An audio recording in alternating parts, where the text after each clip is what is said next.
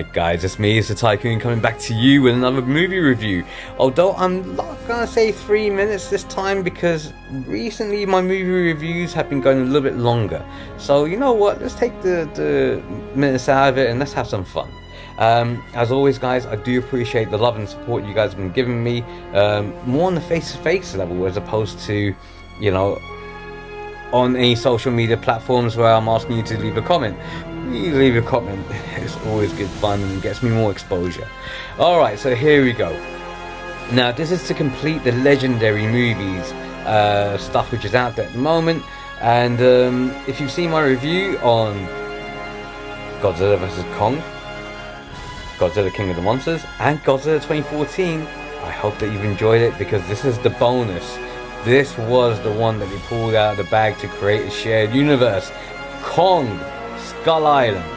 And what a movie this was. This was such a good, fun-filled, just leave your brains at home and enjoy the action type of movie. If you're a fan of King Kong, like I am, I did even enjoy the Peter Jackson version of King Kong. I thought that was really cool. This is just that much better. So what is it about? In short, Skull Island is a island where no one's discovered it. It's hidden far, far away. And it starts off in the Second World War, where you've got the opposing forces of the American fighter pilot and the Japanese fighter pilot landing. They're fighting one another, and then suddenly a baby Kong sees them, and he is huge.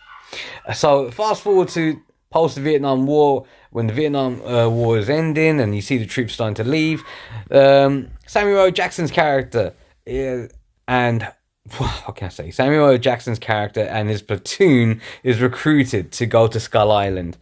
They take along Tom Hiddleston, and this is all done by the American government, as now you see Project Monarch becoming an actual team. And Project Monarch itself, led by John Goodman's character, they've been following kaijus for a long period of time, ever since the nuclear attack on Godzilla. And as you've seen on this, from the producers of Godzilla, they've tied this all into one shared universe. When they get to the island itself, yes, you will get some funny things going on in there, like, the napalm bombs being dropped on the island itself, and the retaliation from King Kong when you finally see him in action. It is funny as hell. He's got a huge sense of humor. Like, he's throwing tree trunks at these helicopters. They're just being obliterated left, right, and center. And you know what? He's having a laugh with half of them. And, the guys are trying to run away. He's squashing them with his feet. It is brilliant to watch. And, you get a personality, though. What Godzilla is a protector and a savior of his island. So anyone who's attacking it, he's there for them. But the other thing that goes behind their napalm bombing, and you discover this, is that they've actually awoken the skull crushers, which is like a huge kaiju. But what the kaiju is actually doing is that it attacks anything and everything, and it goes after the humans. You even see, the ecology, that there's a site that's built up there that worship Kong, and there's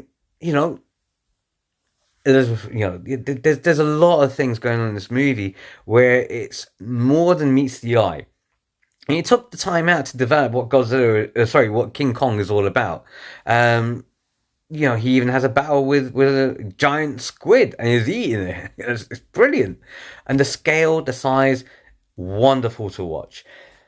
Again, Samuel L. Jackson steals the show. I mean, don't get me wrong, John Goodman is brilliant in it as well. Tom Hiddleston is playing your generic action hero. You got Brie Larson in there doing her thing, and it's like, okay, yeah, she's not the damsel in distress, but she's I wouldn't say likable. She's just a character who's in there. But having said that, it is all good fun when you're watching it, and it's all brought together. they do really well. And again, the post-credit scenes is that they do bring Godzilla into the frame. And so you know they're setting up Kong versus Godzilla eventually, and you see that take place. It's just a shame when it actually happened. You know, the director made Kong versus Godzilla or Godzilla versus Kong for the big screen and had to go to HBO streaming, HBO Max, because of the pandemic. It just is what it is. But the movie is brilliant. The movie is actually brilliant. And shout outs to the death scene for Samuel L. Jackson. It is too funny. So definitely watch it when you get the chance. If you like this, leave me a like, leave me a comment, give me a follow, subscribe, all of it. My son's just walked in there, so I've got to wrap this right up. So do it all. And if you can't do that, then you know what you need to do. You need to go back to school. So says the Tycoon.